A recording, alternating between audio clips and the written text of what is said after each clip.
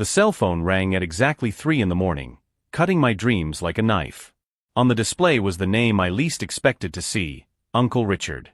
"Eric, I hope you're awake." His voice carried a barely concealed satisfaction.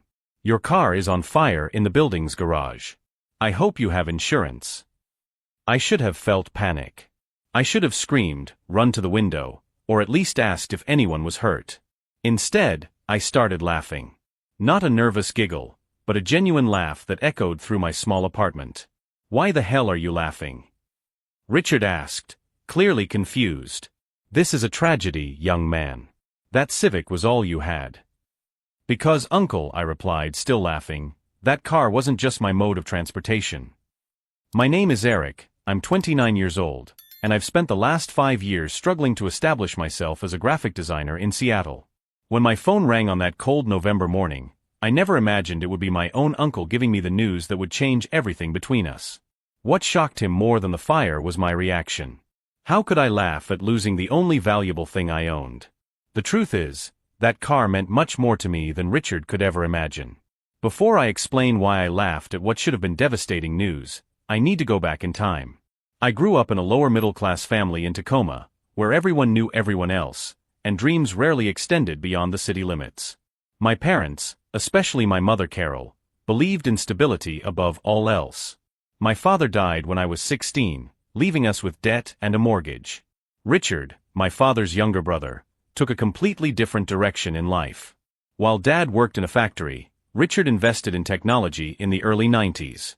By the age of 50, he owned 3 companies and lived in a mansion in Bellevue that looked more like a luxury hotel. There had always been tension between us. When I chose graphic design in college, Richard made his opinion clear: "Art doesn't pay the bills, kid. You should study business and come work for me."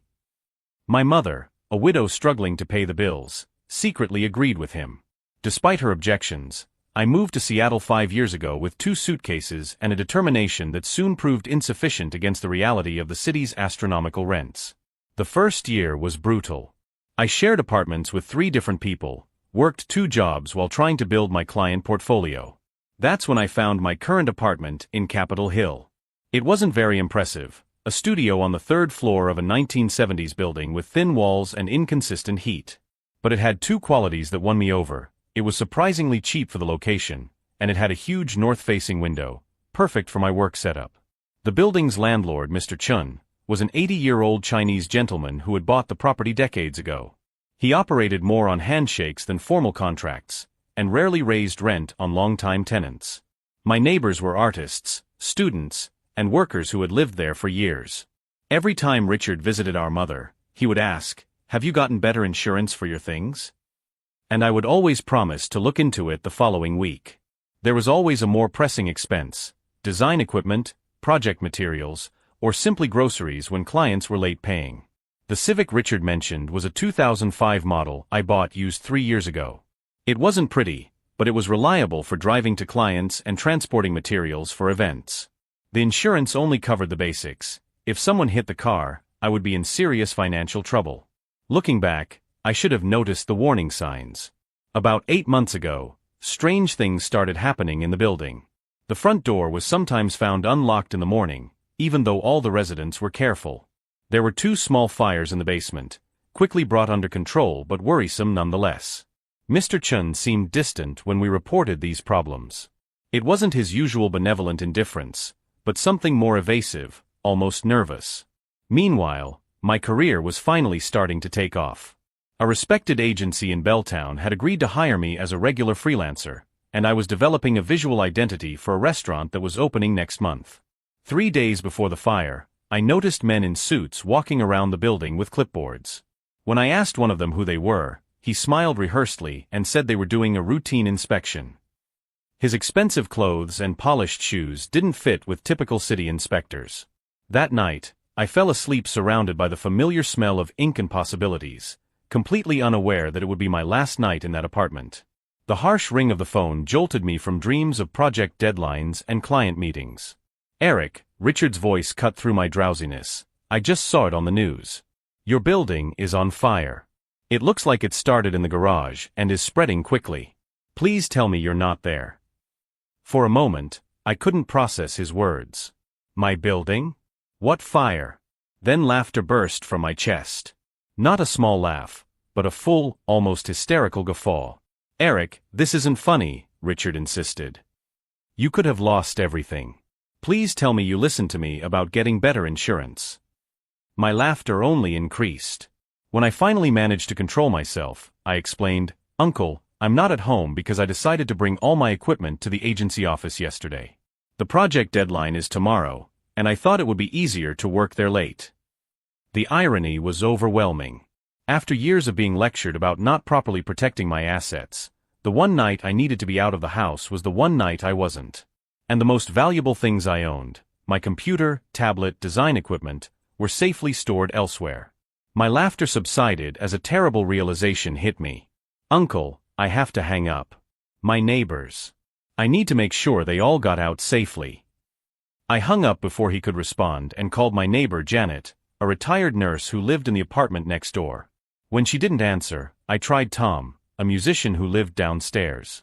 Nothing. Panic began to replace my earlier euphoria. I grabbed an Uber and quickly dressed in the clothes I had left scattered around my bedroom. 20 minutes later, the driver dropped me off 2 blocks away from the building because police barricades prevented closer access. The scene was chaotic and terrifying.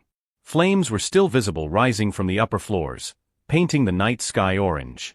Fire trucks blocked the street, their sirens creating a deafening symphony. Water gushed from hoses, creating streams that ran through the gutters carrying ash and debris. If you're enjoying discovering how a seemingly devastating fire became the catalyst for an all-changing discovery, don't forget to subscribe to the channel. But what I didn't know yet, as I ran through the crowd of homeless and curious people looking for familiar faces, was that this fire had not been an accident. And my Uncle Richard knew that long before he made that call. I found Janet first, wrapped in a Red Cross blanket near an ambulance. Her gray hair was tousled, and she was coughing intermittently, but she smiled when she saw me. Eric, thank God you're okay, she said, hugging me tightly. We thought you were still inside. The firefighters did 3 complete sweeps of your floor. Where's everyone else? I asked, scanning the faces in the crowd. Tom's over there talking to the paramedics. The Martinez family left early, they're staying with their children. But Eric, her voice trailed off. No one can find Mr. Chun. My stomach dropped. Mr. Chun was always home. At 80, he rarely left after 6 in the evening. I spent the next hour in agony, watching firefighters go in and out of the building. The fire chief, a determined woman with kind eyes, updated us periodically. We're doing a thorough search.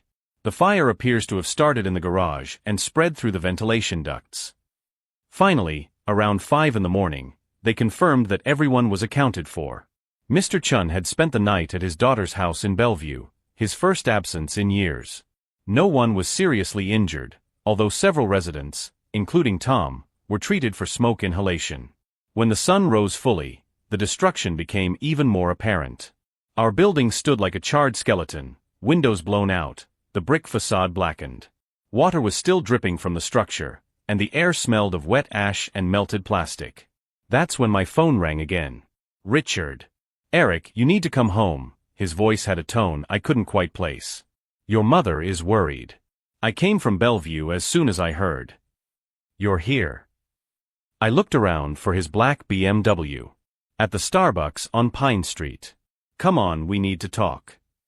20 minutes later, I found Richard sitting at a table in the back, impeccably dressed despite the hour. At 50, he looked younger than many men in their 40s, hair still thick, body in shape, a Rolex watch gleaming on his wrist. Success had polished him to perfection. Sit down, he said, pushing a coffee toward me. You look terrible. I did. My clothes were covered in soot, my eyes red from smoke and lack of sleep. How did you find out about the fire so quickly? I asked bluntly. Richard took a sip of his coffee, considering the question. Contacts. When you have business in town, people keep you informed about developments. What kind of developments? Eric, you're asking silly questions.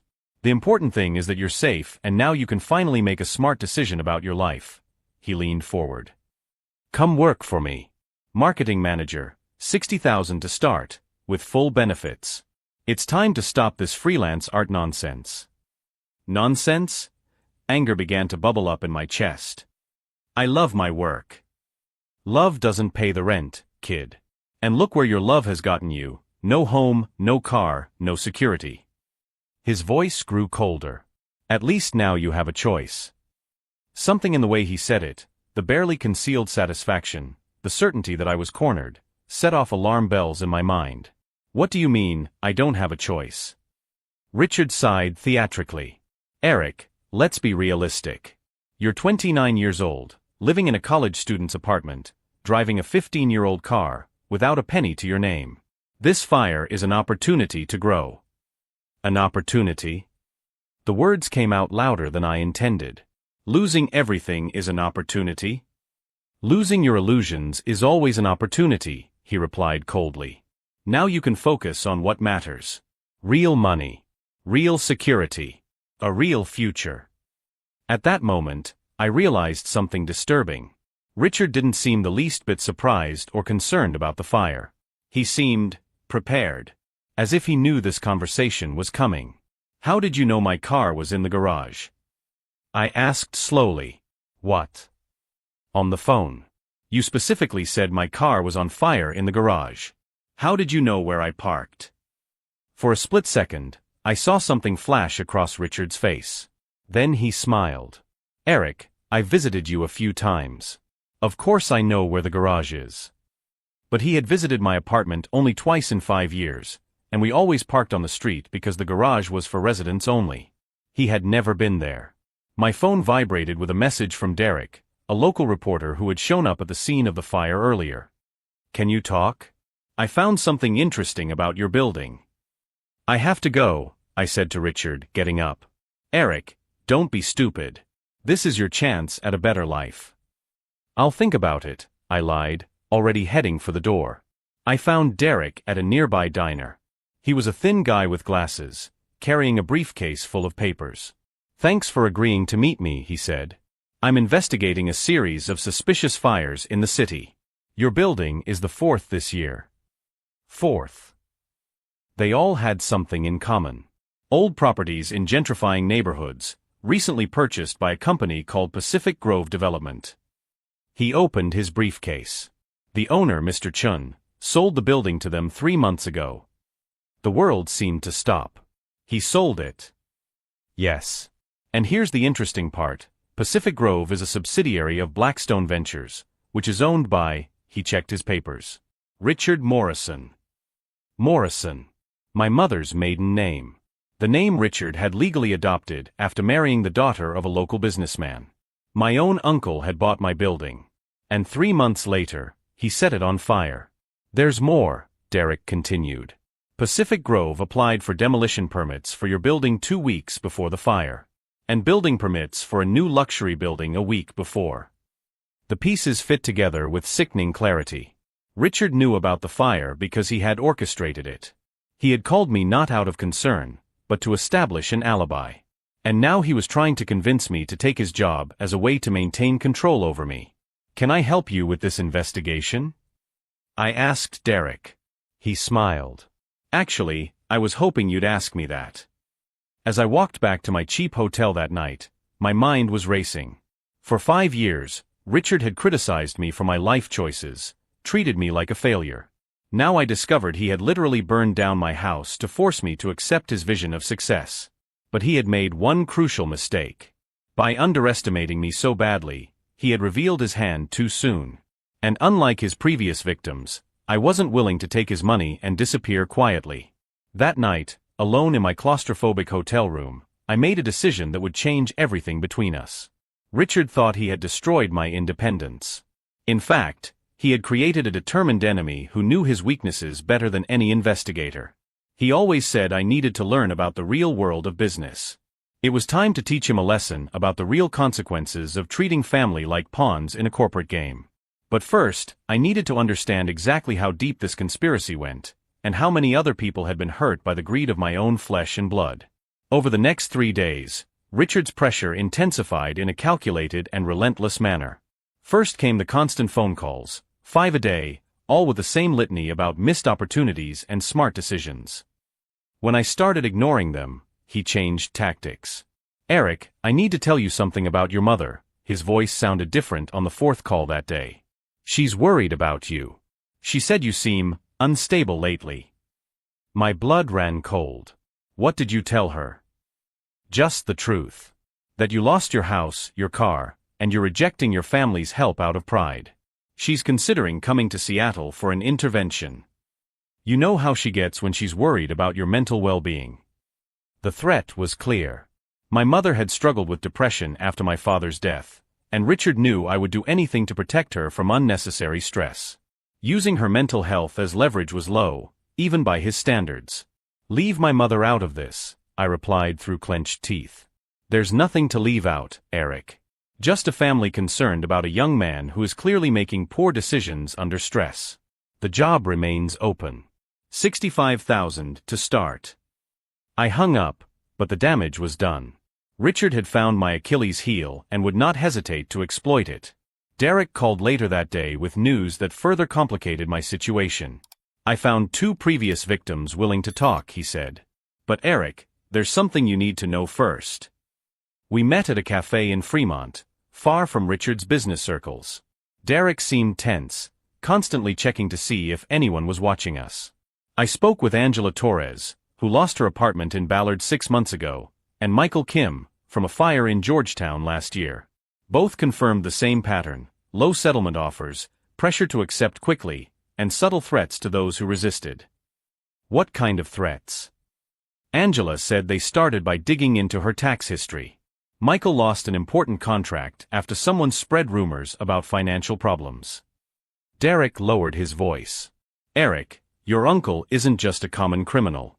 He has connections. Judges, prosecutors, businessmen. People who can make your life very difficult if you keep digging into this. Derek's words echoed in my mind as I walked back to the hotel. For the first time since the fire, I felt the real weight of what I was facing. It wasn't just Richard, it was an entire network of corruption and influence that I, an unemployed graphic designer, was trying to take on alone. That night, sitting on the narrow bed in the cheap hotel, I called my mother. Her voice carried a worry that broke my heart. Eric, Richard told me about the fire. Why didn't you call me? And why are you refusing help? Mom, it's complicated. Richard isn't offering real help. Honey, I know you two have always had your differences, but he's offering you a real job with benefits. After everything you've been through, her voice faltered. Maybe it's time to accept that some doors have closed for you. The desperation in her voice was genuine. Richard had planted seeds of doubt about my mental stability, my judgment. To her, I sounded like a stubborn young man rejecting salvation out of pride. Mom, can you give me a few more days? Please. Of course, honey. But if you need me. After hanging up, I stared at the ceiling for hours. Richard was right about one thing: I didn't have the resources for a long battle. My bank account was practically empty, my temp job didn't even cover my basic expenses, and now he was using my own family against me. It was Derek who brought me back to focus. I got something, he said when we met the next day. Angela kept all the documents. And there's something interesting: she received 2 settlement offers. 2. The first, official one, from Pacific Grove. $3,000. The second, a week later, from a law firm I'd never heard of. $15,000, but with very specific confidentiality clauses. Derek spread the papers on the table. The law firm exists, but it's just a front. Same owners as Pacific Grove. They pay more to those who show resistance, but always with contracts that prevent any public discussion of the fires. I studied the documents with growing interest. The pattern was sophisticated, creating the appearance of generosity while ensuring the victim's absolute silence. How many people accepted the larger offers? Of the 7 victims I located, 5 signed confidentiality agreements. Angela and Michael only spoke to me because the contracts have an expiration clause: 3 years. Time is running out for the first cases. An idea began to form in my mind. Derek, can you give me a complete list of all the suspicious fires? Dates, locations, property values before and after. I can try. Why? Because Richard may have lawyers and connections, but he also left a paper trail. And I know someone who's very good at finding patterns in financial data. Lisa Chun had been my partner on several design projects over the past 2 years. With a degree in applied mathematics before switching to UX design, she had a natural talent for finding correlations in large datasets. When I called to explain my situation, she agreed to help immediately. "Send me everything you have. If there's a financial pattern, I'll find it." 3 days later, Lisa called me to her apartment on Capitol Hill. Her desk was covered with printed charts and spreadsheets. "Eric, I found something important," she said, pointing to a timeline chart. "The fires aren't random. They follow an 18-month cycle, always on properties Richard bought exactly 6 months earlier." She showed me another chart. "And look at this. The insurance values he receives are always 63% higher than the purchase price. That's not a coincidence." "How do you know about the insurance?" "Public records. All the properties had policies updated 2 weeks before the fires. Always with the same insurance company, always with specific coverage for fire damage." The evidence was mounting, but we still needed something to connect Richard directly to the fires. That's when Derek called with a discovery that would change everything. "Eric, I need to see you right now. I found out who was actually setting the fires. And you won't believe who it is." As I drove to meet Derek, my mind was racing with possibilities.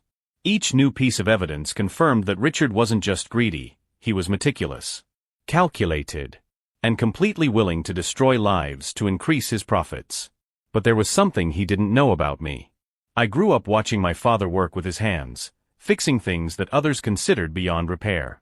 I learned that complex problems often have simple solutions, if you're patient enough to find them.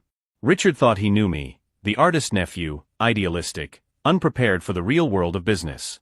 What he didn't realize was that spending 5 years as a freelancer in Seattle taught me to be resilient, creative, and when necessary, relentlessly focused on results. He was about to find out that underestimating family can be the most expensive mistake anyone makes. And unlike his previous victims, I wasn't planning on taking the money and disappearing quietly. I was planning something much more permanent and public for Richard Morrison's legacy. Derek's revelation changed everything. We met in an abandoned parking lot in Georgetown, away from prying eyes. He seemed agitated, constantly checking to see if anyone was following us. "The guy setting fire to the buildings is Tommy Reeves," Derek said, showing me a photo on his phone. "Former electrician, lost his license to fraud 3 years ago. Now he works as a maintenance consultant for Richard's companies." The photo showed a thin man in his 40s with graying hair and empty eyes. The kind of person you forget 5 minutes after meeting him. "How did you find him?" Angela Torres remembered him. He showed up at her building a week before the fire, saying he was checking the electrical wiring. She thought it was strange because no one had requested an inspection. Derek handed me a folder. I was able to confirm that Tommy was at each of Richard's properties in the weeks leading up to the fires. Always with the same excuse, electrical problems that needed urgent attention. As I studied the documents, my mind began to formulate a plan. It wouldn't be enough to just expose Richard. He had too many lawyers and too many influential connections. We needed direct, irrefutable evidence that even the best lawyer couldn't contest. "Derek, can you find out when the next fire will be?" "Why do you want to know that?" "Because we're going to stop it from happening. And record Richard ordering the crime." Over the next few days, I immersed myself in a meticulous investigation that my father would have been proud of. I used every skill I had developed as a freelance designer, attention to detail, an ability to find patterns, and above all, the patience to work alone for long hours. Lisa helped me map out every property Richard had purchased in the last 2 years. We discovered that there were 8 buildings in his portfolio that hadn't yet accidentally caught fire. They all followed the same pattern: rent control, low-income tenants, located in neighborhoods undergoing gentrification. The most promising was an apartment building in Ballard called Riverside Commons. Richard had bought it 4 months ago, and the tenants were already receiving voluntary relocation offers, insultingly low offers to leave their apartments. "This is the next one," I told Derek when we met on Friday. "All the conditions are perfect. Tenants resisting the offers, insurance updated last week, and Tommy Reeves was seen in the building on Tuesday." Meanwhile, Richard's pressure intensified in a calculated and cruel way. He started showing up at places I frequented, the cafe where I worked, the laundromat, even the grocery store where I bought groceries. He never approached me directly, just stood there watching, reminding me of his constant presence. "Eric, you're being stubborn," he said when he finally cornered me on Friday night outside the building where Derek lived. "Your mother called today, worried. She said you seem unstable lately." "Leave my mother out of this. She's out of this. She just cares about her son who is clearly suffering a nervous breakdown after trauma." His voice carried a false concern that made me feel nauseous. "I've offered professional help. Therapy, rehab, whatever it takes." The manipulation was obvious but effective. To anyone who didn't know Richard, he sounded like a concerned uncle trying to help a troubled nephew. To me, it was pure blackmail. "And if I don't accept your help, then I'll have to take more drastic measures to protect you from yourself. Your mother agrees that a temporary stay in a facility may be necessary if you continue with these paranoid obsessions." The blood drained from my veins. He was threatening to have me committed, using my own mother as his unwitting accomplice. It was a brilliant and diabolical move. Who would question a concerned family member trying to help someone who had clearly lost touch with reality? "You have 48 hours to make a decision," Richard said, adjusting the cuffs of his expensive shirt. "Monday 9 in the morning, you show up at my office to start work. Or you show up at a clinic to start treatment." Her choice. That night, I called my mother. Her voice was heavy with genuine concern that broke my heart. "Honey, Richard told me about your episodes. The conspiracy theories, the refusal to accept help. He thinks you may be having a delayed reaction to the trauma of the fire."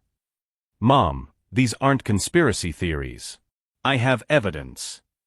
"Of course you do, dear. But sometimes when we're hurting, our minds create patterns where none exist. Richard just wants to help. And so do I." The pain in her voice was real. Richard had planted seeds of doubt so skillfully that my own mother now saw my search for justice as a symptom of mental illness. If I continued to resist, she would actually support a preventive hospitalization. It was Derek who brought me back to focus. "Eric, I've got something important," he said when we met on Saturday morning. "One of the tenants at Riverside Commons is an electronics technician. He can install discrete recording equipment in the building." "That's risky. If they find out." Riskier than letting Richard keep burning down buildings with people inside. Derek was right. "Besides, I have a contact at the FBI who's interested in large-scale insurance fraud cases." The mention of the FBI changed everything.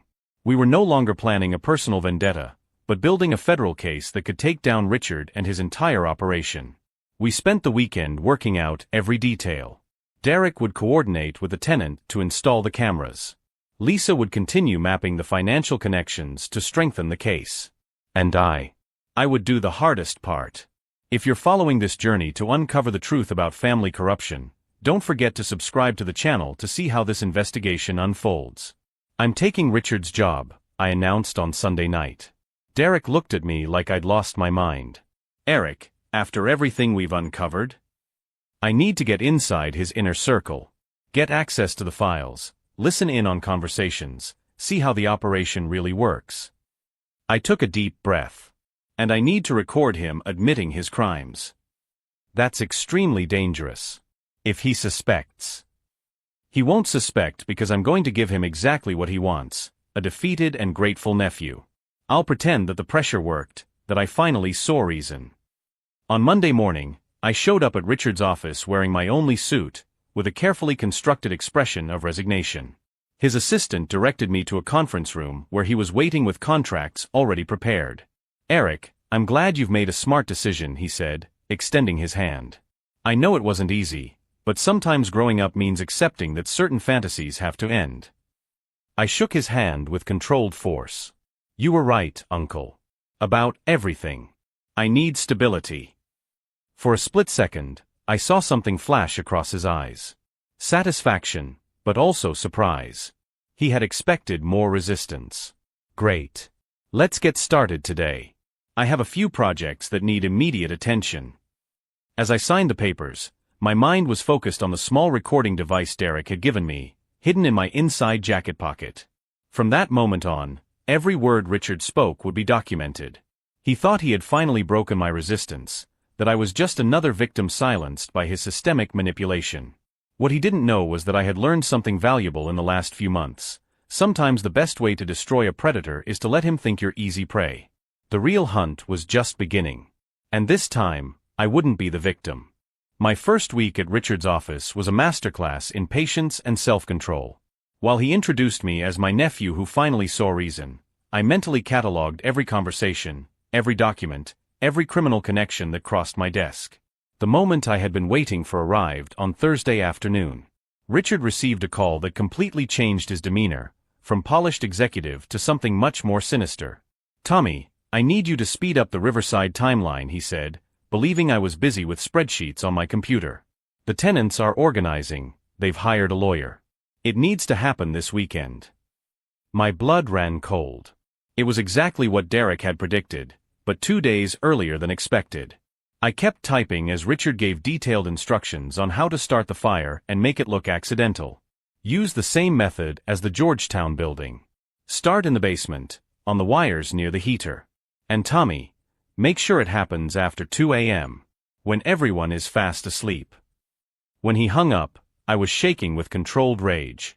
I wasn't just hearing about insurance fraud, I was hearing the planning of a fire that could kill entire families.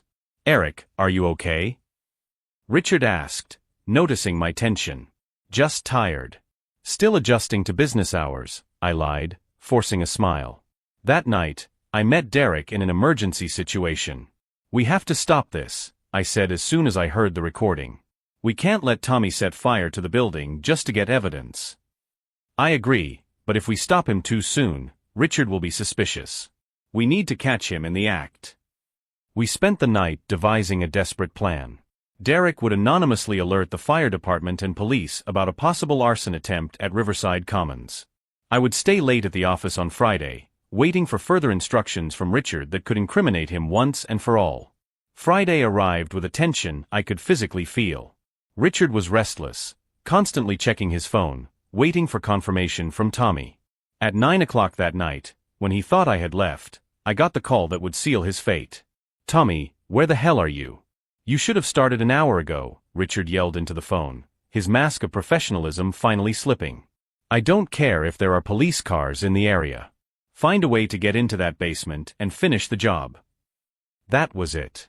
Direct, indisputable evidence, recorded in high definition. But Richard wasn't stupid. When he hung up the phone and turned around, he saw me standing in the office doorway with my cell phone in my hand. "How long have you been there, Eric?" "Long enough," I replied, my voice firmer than I expected. His eyes narrowed as he realized what was happening. "You were recording." "Every word. From day one." For a moment, we stood there, staring at each other like two predators sizing each other up. Then Richard started to laugh, a cold laugh that wasn't funny at all. "You really thought you were smarter than me, kid? You thought you could fool me?" He stood up slowly. "You know what's going to happen now? I'm going to call your mother and tell her you've had a complete nervous breakdown. That you broke into my office at night, threatened me, talked incoherently about fires and conspiracies." My stomach dropped. It was exactly the move I'd feared. "And you know what the best part is? She'll believe me. Because what respectful son spies on his own uncle? What stable person invents conspiracy theories about their family?" His confidence was returning. "On Monday, you'll be in a psychiatric clinic, and all these recordings will be considered the ravings of someone with mental problems."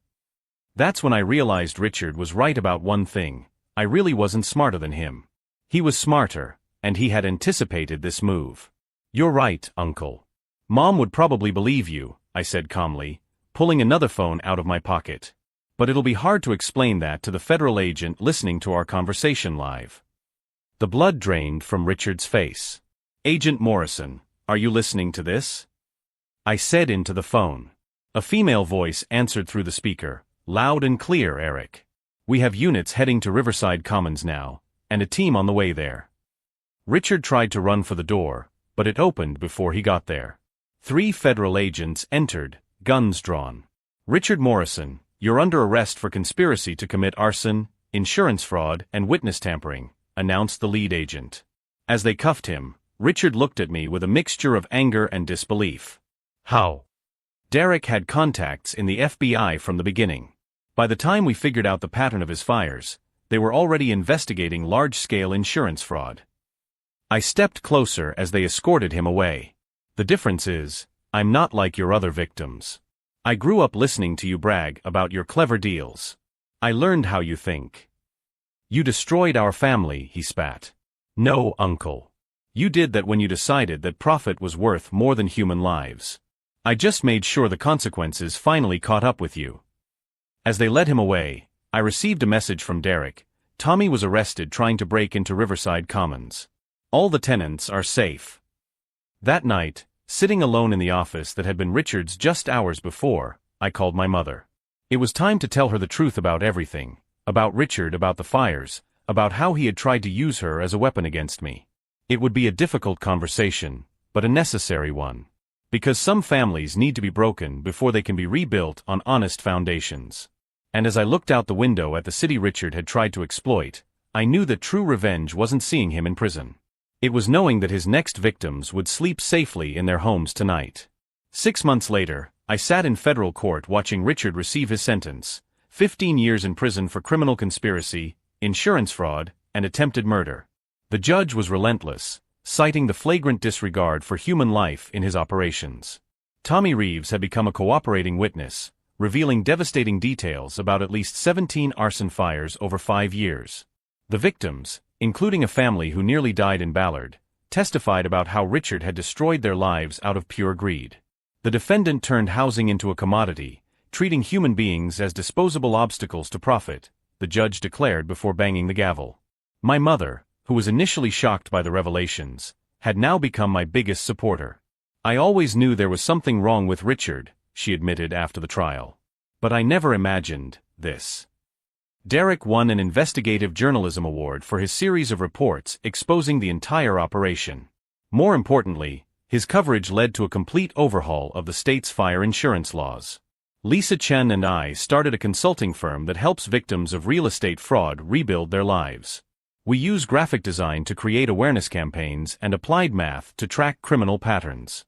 Riverside Commons was turned into permanent affordable housing, ensuring that working families would never again be driven out by predatory speculation. 3 weeks ago, I got a letter from the prison. Richard, apparently, wanted to make amends. I didn't open it.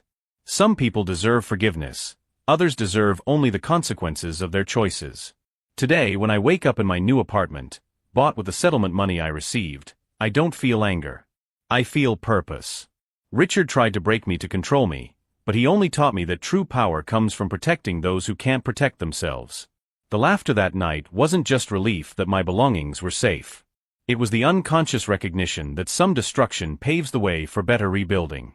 If this story of how family greed turned into the greatest lesson in justice of their lives touched you, don't forget to subscribe to the channel for more stories of people who turned betrayal into triumph. As for my uncle, I hear he's learning carpentry in prison. Maybe he'll finally learn to build something instead of just destroying it.